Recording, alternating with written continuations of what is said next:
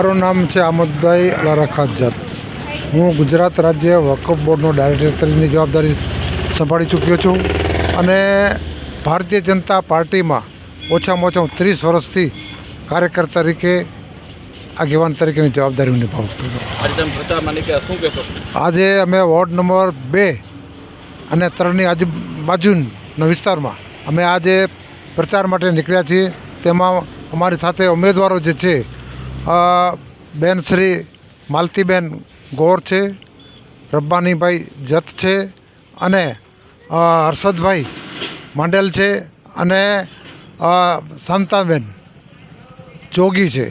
ચારેય ઉમેદવાર અમારી સાથે છે અને આજે ડોર ટુ ડોર અમે આ વિસ્તારમાં પ્રચાર કરવા માટે નીકળ્યા છીએ અને અમને સારો અહીંયા પ્રતિસાદ મળે છે અને જંગી બહુમતીથી અમે જીતશું એવી અમને લોકો આવકાર આપે છે. અમારી પેનલ જીતશે તો અમે વિકાસનો પાણી, રસ્તો, આરોગ્ય અને લાઇટ એ બધે અમે કરાવીશું.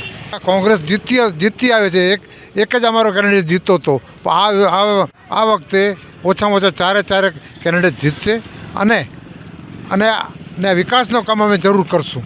કેમ કે સરકાર અમારી છે, ભારતીય જનતા પાર્ટીની સરકાર છે, નરેન્દ્રભાઈ મોદીની સરકાર છે અને નગરપાલિકા પર 1985થી સરકાર છે, નગરપાલિકા છે.